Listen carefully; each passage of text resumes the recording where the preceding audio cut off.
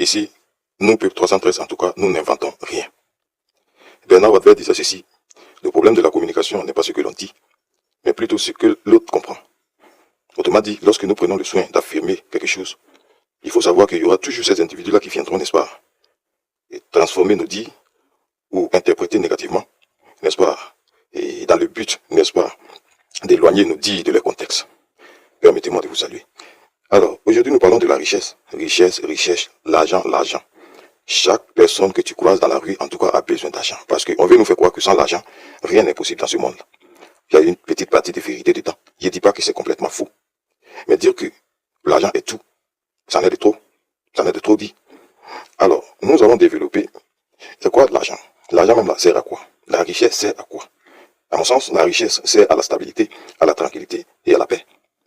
Mais lorsque vous voulez réellement dire la vérité, lorsque vous voulez, n'est-ce pas, voir les choses dans leur contexte réel, vous allez comprendre que aujourd'hui, pour la plupart de ceux-là, en tout cas, qui ont l'argent, ils n'ont pas le temps pour la famille. Ils n'ont pas le temps avec madame. Ils n'ont pas la tranquillité dans leur vie. Ils sont adulés par tous, d'accord, mais ils n'ont pas la tranquillité. Parce qu'ils ne savent pas ceux-là qui les aiment ou ceux-là qui les détestent. Tout le monde les adule. Ça, c'est un premier problème qui les affecte. Vous voyez, monsieur se couche à 2 heures du matin, il se réveille à 5 heures du matin. Parce qu'il a 300 conteneurs qui arrivent. Il ne veut pas les perdre. Parce qu'il a un chiffre d'affaires, n'est-ce pas, qui nécessite, n'est-ce pas, une profonde réflexion. Il est obligé de passer une nuit vierge. Où est la tranquillité? Monsieur voyage 15 ou 20 fois le mois pour des business. Il n'a pas le temps avec sa femme. Où est la tranquillité?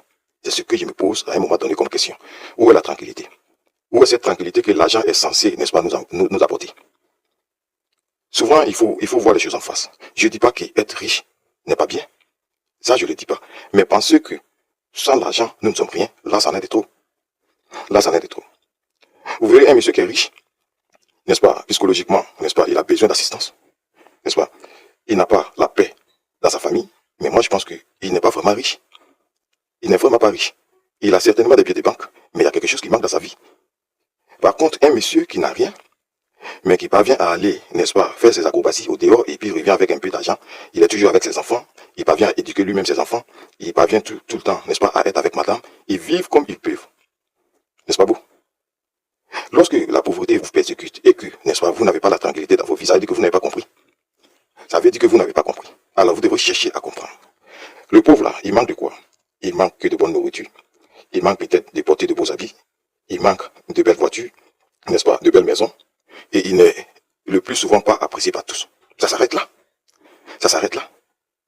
Mais le riche qui consomme, n'est-ce pas, de la bonne nourriture, est-ce que cela va, n'est-ce pas, faire de lui quelqu'un de stable mentalement ou quelqu'un de, voilà, quelqu'un qui serait tranquille dans sa vie?